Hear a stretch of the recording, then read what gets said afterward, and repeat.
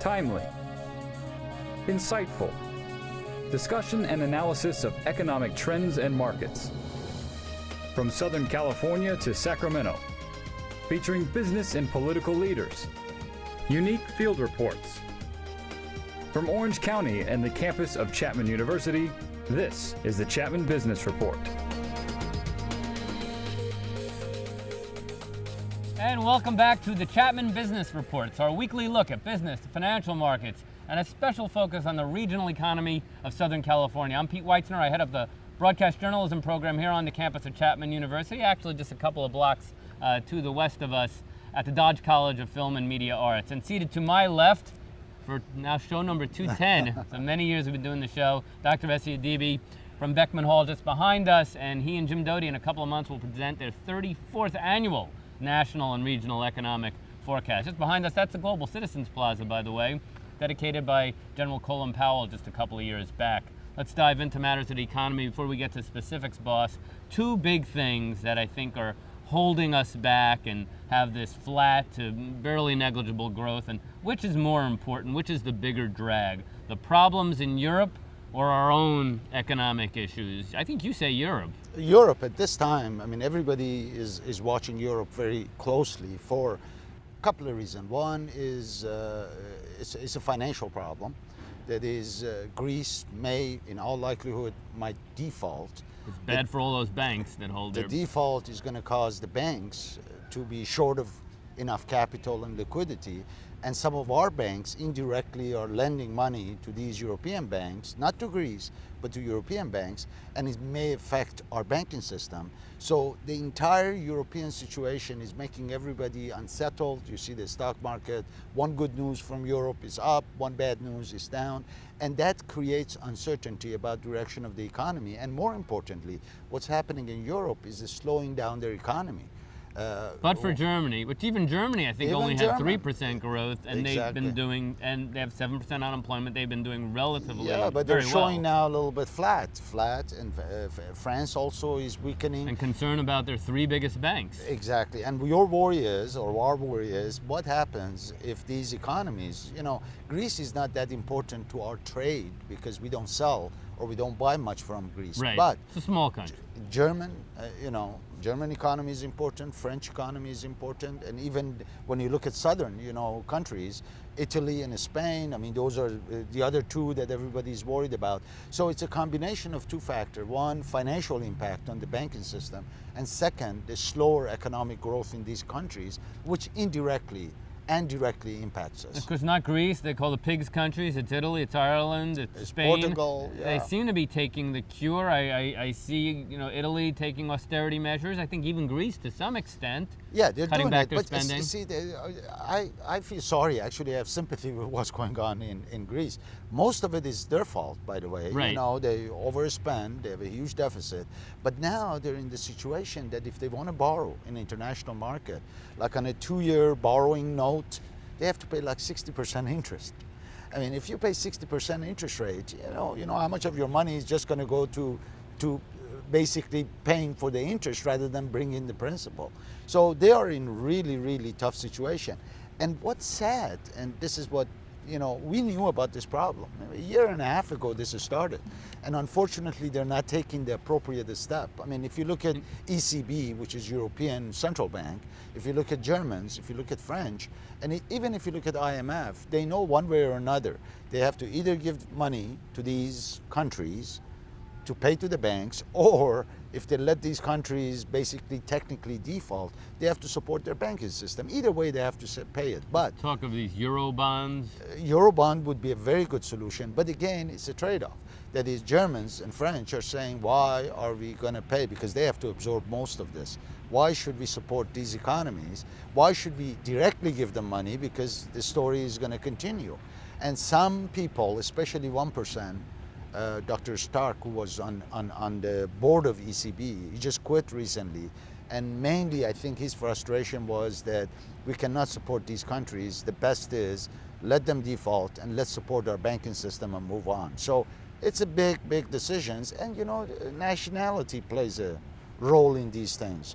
There's some doomsayers out there that say this could be it for the euro and the eurozone, and or maybe these countries have to leave it? See, like average German, they had a survey of Germans, and what do you think? Should we support Greece? And 80% said no. See, and Merkel, who's Chancellor of Germany, she's up for re-election, and even Sarkozy in France, he's up to re-election. So you become nationalist. So sure. it's a political issue combined with economic, policy and direction, and this uncertainty again.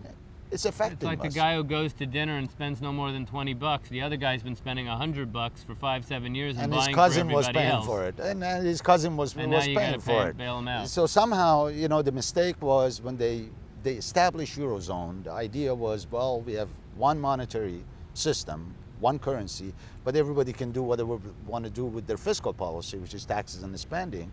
And they set a rule that nobody can, do a deficit of spending more than 3% of GDP. But these countries went way over, and they should have stopped it way earlier. And now this is the problem. Nobody wants to lend money to Greece. Nobody wants to. They lend it to Italy, but even Italy is paying 5.5–6% interest rate on those borrowing, comparing to what we pay, which is less than 2%. We would exceed the 3% easily. We're We're about 10% of GDP. Yeah. So let's get to the domestic problems. Second quarter GDP comes in at 1%, following the paltry 0.4% in the first quarter. Real quick, as we look back, because 2010 was a pretty good year, better than 3%, and we came out of it in 2009. What happened? Well, basically, again, when we started the year, everybody was optimistic. We were optimistic. We thought we were going to do maybe 3%. We revised it to 2.7%, and now we think it might be 1.7%. Part of it was external shocks. Don't forget those. What happened, in Japan, what happened with Libya, unrest and oil prices. But part of it is, again, job creation. Employers still are extremely hesitant to hire, and if you're not creating jobs and there's uncertainty about the direction of the economy, consumers push the brake. So consumer spending did go up, but not as much as everybody expected. And they can't tap into home equity anymore. Exactly. Even if they're among the 40%, they say still the average home equity is 40% in their mortgage. Even if they're even better than that, they feel poorer. You see, uncertainty, and especially look at what happened with the stock market and gas prices. We always concentrate on these two, because whenever a stock market performs well, people... Which it did in 2010. And early part of 2011. And we're only flat for the year, I might Yes, point out. but again, this... Choppy is no good. Choppy is not good because you get nervous, you don't know what the direction is, what's going to happen. And although most of our money probably is in our retirement account, we don't even have access to it. But that makes me worried about the future. And consumers basically didn't spend as much as everybody was hoping for. And then Japan, disruption, slowed down manufacturing. If you look at like ISM, which is Institute of Supply Management, and they survey manufacturers, the index almost got to 50. Right. Which 50 basically means no change. The ISM for services, which is again measures the service industry, service sector, that even got very close to 50. Close to break even. It's 53. 3/4 of the U.S. economy is in the service sector. Exactly. We know we've been losing manufacturing jobs. 4/5 of all new jobs are in the service sector. Services. Actually, the sectors that we were hoping to grow, whether locally or nationally, are professional business services. We're hoping that healthcare, health industry is going to add some job. We were counting on leisure and hospitality, which is tied to consumer spending, to do well. They're doing good. I'm not saying they're not generating jobs. Carnival Cruise Lines had earnings the other day. They weren't bad. No, they're doing fine. But again, at this stage of the game, this should be way more than what we are currently experiencing in terms of job creation. So let's get to jobs, because as everyone says these days, it's jobs. And in light of what we've just laid out, no surprise, nationally we stay at 9.1%. I think maybe since post-World War II, the longest time of 9% or higher, about 30 months. No, and this is worse, of course, because the rate might even go up if we were creating jobs, but we're not. So it means people aren't even looking anymore. No jobs in the month of August, 17,000 in the private sector, so we continue to lose in the public sector. Will that get better in the fourth quarter? Well, I think so. Again, let's start looking beginning of the year. We started out quite strong, January, February, March. Actually, up to now, we have generated at the national level, if you add everything up, over 850,000 jobs. But what has happened, the most recent numbers that came out, first we got a revision, and then we saw the numbers for August was basically flat, zero, which basically what it suggests that employers are pausing. The job hiring is stalled. Now, the big question is this really a pause, or we're moving in the wrong direction? And next month number, when we get the report for September, it is extremely important because that kind of sets the trend. If you get another zero or negative number, we don't think so. We think there's going to be some job creation. Right. And by the way, we're getting to a season that typically you see some hiring. Sure, and in the summer you see because all the teachers. Exactly. And then once you come to October, November, December, especially October and November, which is not, by the way, the next report we get, we should see pickup in hiring. But again, the magnitude is important. I mean, even if you get hiring, and as you said, private sector is hiring, government is laying off, if the magnitude of the numbers is weak and growth is close to 0.5%, you're so close to zero that any external shock can bring you down. And unfortunately, we're still facing with 3 external shocks. The European situation, our debt and deficit issue. I mean, we have this super commission that supposedly is going to come up with something. What if they come with something that neither party would like? And then again, it would be a debate, drag, an automatic cut, and then a state. You know, state of California, we have a problem with them too. And you didn't really even mention housing and real estate. Oh, that's like, it's given. It's not going away. Exactly, that's given. Till 2015, 2017. It's going to take a long time. And we always said, you know, when you look at the housing number, you could see what's going on. We like to focus regional, so we talked about the national jobs picture. Much the same here in Orange County, which is better than many places. 9%, an improvement from July, but we lost jobs. That means people dropped out of the search. 2-month loss of 10,000. A lot of teachers in there. Yeah, you have to be careful. Yeah, when you look at month to month, right. I mean, it's more important to see year over year. We have created since last year 11,000 jobs. That's less than 1% of our workforce. That's Not anemic. enough. That's anemic. Because we've lost 80 to 100 in the recession. Yeah, we have to at least do 12 to 15,000 jobs just to absorb college graduate, new entry to the job market. That's why you see unemployment is stubbornly hovering around 9%, doesn't go down. To bring it down, we need to do 20, 25, 30. And if you remember, those of you who came out of previous recessions, Orange County could easily, those days, could have easily generated 40,000, 50,000 jobs. We're not doing it, and part of the reason, again, we still have a drag from construction, although they're showing a little growth, a little hiring. People are remodeling. Maybe you're remodeling your house. Remodeling. Permits were a little better than starts. I know sales were okay in the month of August. Sales is okay, but again, the base is so small, right. You know, that even percentages might look attractive. We'll get to that in a bit. Yeah. But in a recovery, we're used to seeing starts at a million level in 2005. I think we built 2 million new homes, and now we're at about 500,000. Yeah. California, much worse in LA than the state. We're second highest still in unemployment. We lost jobs in August. LA counties, 12.5%. San Diego, San Francisco, all right. Of all of California, Northern California, the best because of tech. Because of the tech and export. You know, because export market is still strong. Anybody who's exposed to the export market, they're doing relatively well. But again, see, if you look at the engine of growth, you look at the components of growth. Where is it coming from? Consumers, government is exhausted basically, and then it comes from investment, which you said, housing start is weak, and then international trade, which is export. So export is mainly our main savior, but the problem is, we just mentioned it, Europe is weakening, China is weakening, relatively speaking. They're still going at 8-9%. Right. India is a little bit weakening. Brazil is a little weakening. Canada is a little weakening.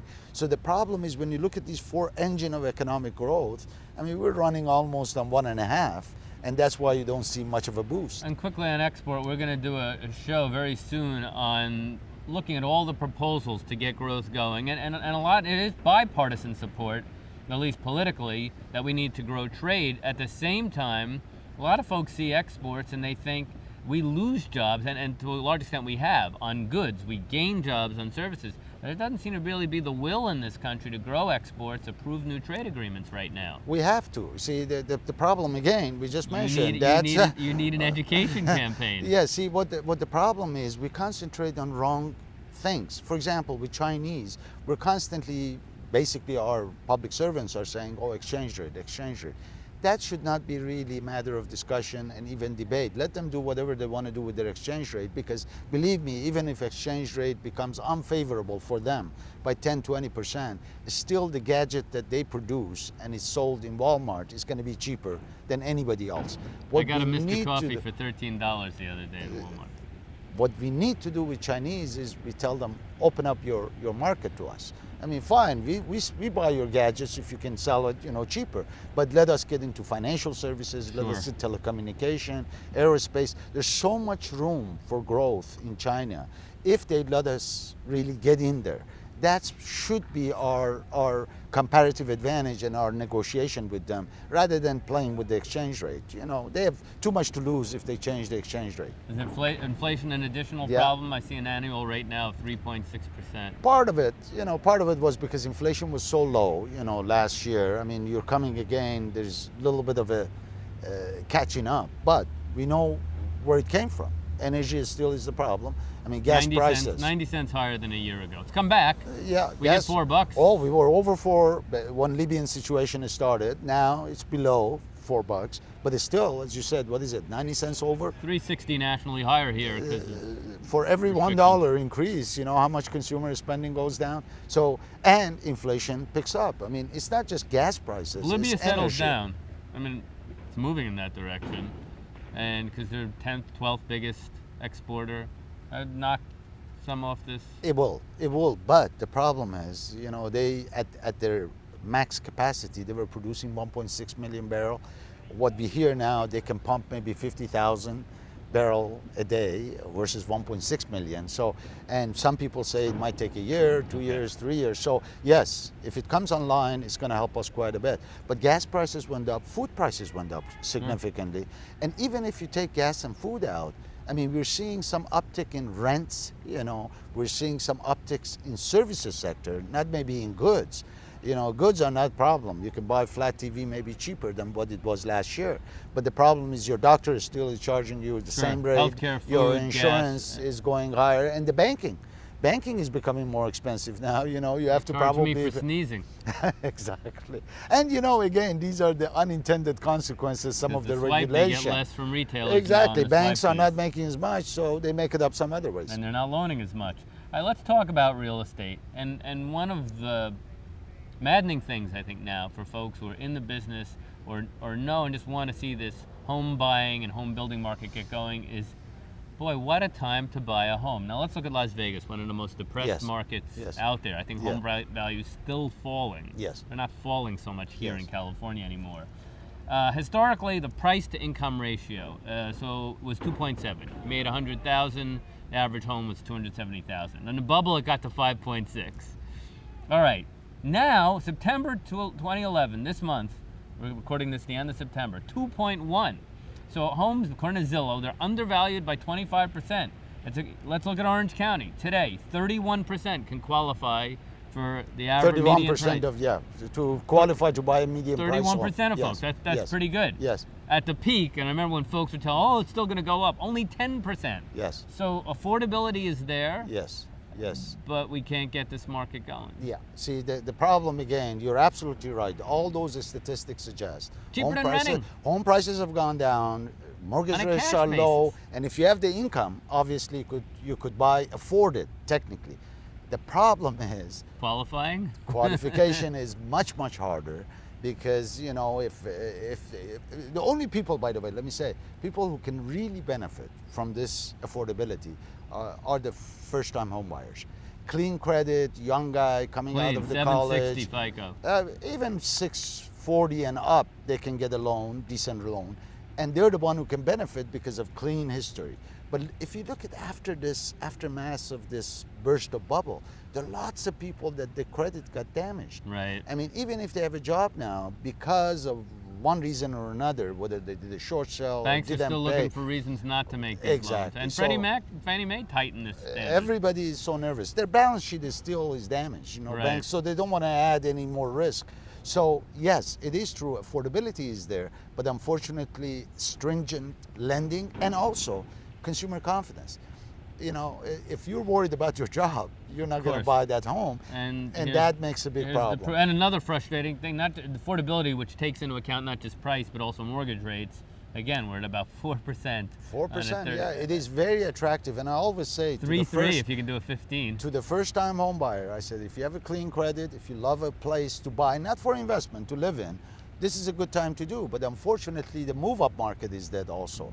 You know, and that's part of it. You don't see much of a sales Well, there, you know. the folks who are going to sell that move-up home, if it's a resale, I mean, they're underwater, and well, you know. And they have no equity, and that causes a problem. Purchase loans, mortgage applications are at a 15-year low.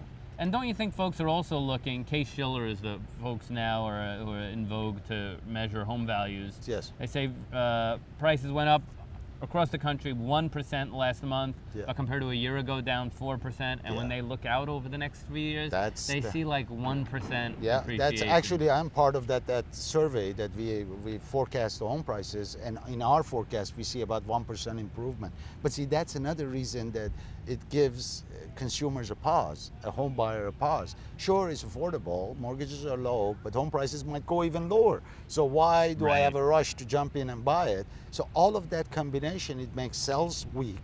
And at the same time, we're still dealing with foreclosed properties and short sale. So that combination is not good for home prices. Yeah, and just, you know, well, at least one good thing, and believe it or not, folks could still refi one more time and get some purchasing power.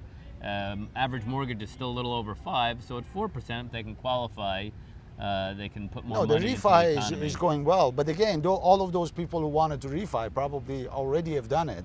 Unless the rates go drastically lower, you're not going to see much of a refi Right. kicking Still worth in. it though. Oh yeah, From of 5 course. to 4. We were talking about in a rip-roaring housing economy, 2 million homes. 2008, we built 1 million. Now we're building 600,000. That includes condos And that is multifamily. partly explain the weakness, you know, in the economy. And it's still a relatively small part of the economy, but it's important when you're recovering. And it means 3 jobs, they say, for every home built, 90,000 in taxes for these strapped municipalities. So it's important. Real quick, we just got a little time to go, boss. Let's talk about the consumer. 2/3 of the economy. Consumer confidence in August, 45. It collapsed, yeah. And again, if you can see why. Part of it was the stock market, and part of it is job numbers. You know, you get a job number which is flat or negative, and you look at the stock market that goes down 300, 400 points one day and then 100 another day. All of that gives you a pause. Fourth to quarter say is it's usually bad for the stock market, isn't it? Usually, you know, the worst month is September, which we're taping the show. Almost over. Yeah, and October then is another bad month typically, but then November, December supposedly, I mean, based on seasonality, should be good months for stocks and equity, but again, we have to wait and see what happens. That's when we are going to hear about our budget and deficit resolution. Yeah, we were on 3. We didn't get to the deficit. We were looking easily at 3 straight years of over $1 trillion deficit. Lastly, so speaking of the consumer, so important, what's going to happen in the holiday shopping season? Are we getting any early indications? You know, just give a ray of hope. Sometimes The sun came out. consumers sometimes say something and do something else. So we have to watch. Back to school shopping, Not which bad. is usually indication of what happens during Christmas season. It was pretty good, about 3.5%. Our confidence survey, we do a California consumer sentiment, is not as bad as national, so maybe there is a little bit of a hope that we're going to get pickup. In fact, we think this season is going to be better by about 3%, barring any, again, unexpected event, including gas prices going over 4% or stock market, you know, makes a 10% correction. We should have a good, Let's decent, not even go. decent Oracle had good Christmas. earnings the other day. As long as corporate earnings stay up. Boss, next time we're together, we're going to talk about his myriad proposals out there from the left, right, center to goose the economy, the housing market. So we'll get your take on all these things. Sure. Go back, crunch the numbers for that 34th forecast. When we come back, a look at an Old Town Orange institution.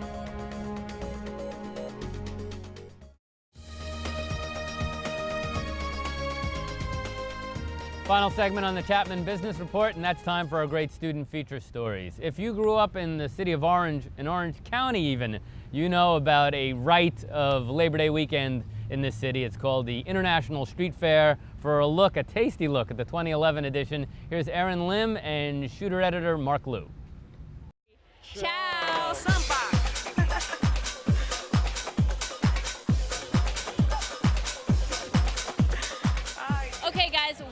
name of this booth because I cannot say it. Oh, yes, you can. Try. Lukumad. There you Very go. good. In 5 minutes, you can roll sushi. That is pretty fast. What are we cooking here? They're actually going to teach me how to roll sushi myself. Yudo! So you want to put it on the corner? Oh, already failing this. It's okay. I'm gonna learn how to make some lukumades, guys, so bear with me. There you go. I'm cranking like a bicycle, guys. Here I go. All right, here you go, guys. Your very own California roll made by me.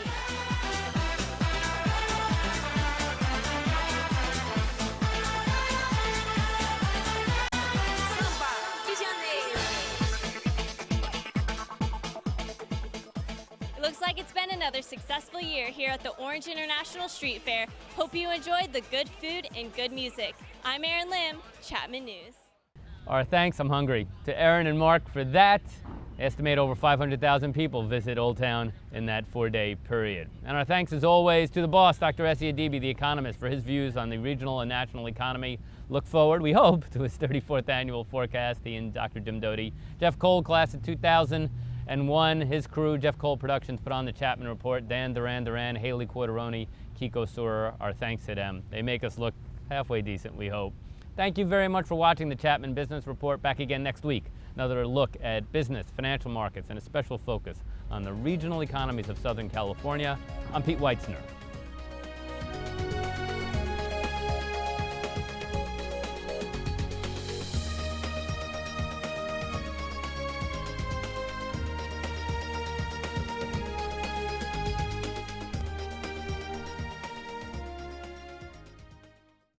Funding for this program was provided by Chapman University.